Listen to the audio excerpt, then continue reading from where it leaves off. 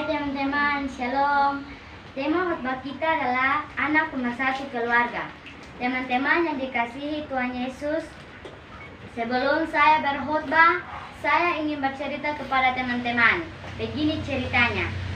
Pada suatu hari, burung-burung berkumpul dan memutuskan bahwa mereka harus mempunyai raja. Singa adalah raja hewan yang berjalan di tanah, tetapi mereka ingin mempunyai raja sendiri. Maka mereka pun mengadakan lomba terbang. Di sini penentuannya, kalau siapa yang terbang lebih tinggi, maka dialah yang akan menjadi raja untuk kawanan burung yang ada di hutan itu. Dalam cerita ini, teman-teman yang dikasihi Tuhan Yesus, setiap burung mengandalkan kemampuan mereka, seperti elang sombong dengan kemampuan terbangnya yang tinggi. Burung beo yang bertubuh kecil tadi ingin menjadi raja.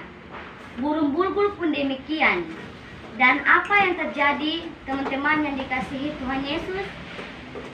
Ternyata burung beo yang tadi yang menang. Dia menang dengan cara menaiki tubuh elang tanpa elang ketahui. Akhirnya beolah pemenangnya, dan mereka menobatkan burung beo menjadi raja. Teman-teman kekasih Kristus, apa yang dikisahkan dalam cerita ini serupa dengan kita. Dalam bacaan 1 Korintus 1 ayat 10 hingga berakhir dengan ayat yang ke-17. Orang-orang di Korintus pun sama, mereka membuat kelompok yang di dalamnya ada kelompok Paulus, kelompok Apolos, kelompok Kefas, dan kelompok Kristus.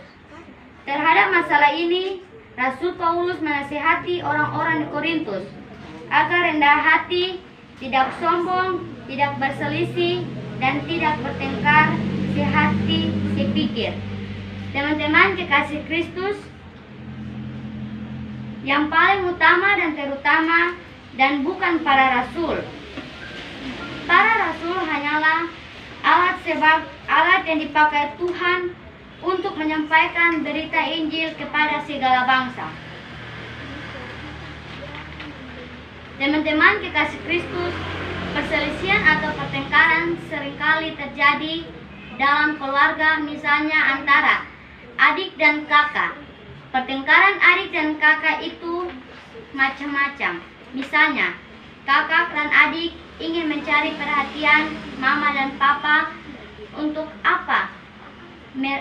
apa mereka inginkan, tapi mama dan papa sibuk dengan pekerjaan. Ada juga karena mama dan papa kurang adil.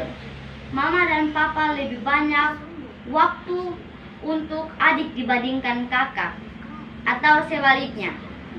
Atau mama dan papa suka membandingkan antara kakak dan adik, atau mama dan papa tidak punya waktu untuk mendengarkan apa yang kakak atau adik bilang.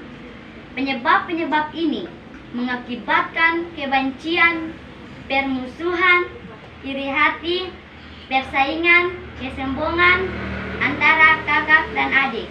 Akhirnya kakak dan adik tidak rukun seperti yang dikehendaki oleh Tuhan. Teman-teman kekasih Kristus, nasihat Paulus kepada orang-orang di Korintus dan cerita tentang lomba burung tadi sebenarnya juga dituturkan kepada kita, teman-teman, agar kita tidak boleh menganggap orang lain lebih rendah derajatnya dari kita. Kita tidak boleh sombong, tidak boleh merasa diri hebat, lebih kuat, lebih bijaksana, karena kita hanyalah orang-orang yang Tuhan ciptakan dengan maksud untuk memuliakan Tuhan lewat perilaku, tutur kata, dan pikiran kita. Sebagai saudara, kita pun harus saling menyayangi dan tidak boleh saling bertengkar, membenci, sebab Tuhan menghendaki kita untuk saling menyayangi dan mengasihi dalam keluarga, antara mama dan papa, adik dan kakak, karena dalam keluarga adalah satu kesatuan yang tidak bisa dilepas, dipisahkan, satu dan lainnya. Mama dan papa adalah wakil Tuhan yang ada untuk mempunyai tugas menjaga, merawat, menyayangi kita tanpa membeda-bedakan antara kakak dan adik. Cinta mama dan papa yang menjadi fondasi yang kokoh dalam keutuhan keluarga. Amin. Jangan lupa like and subscribe ya.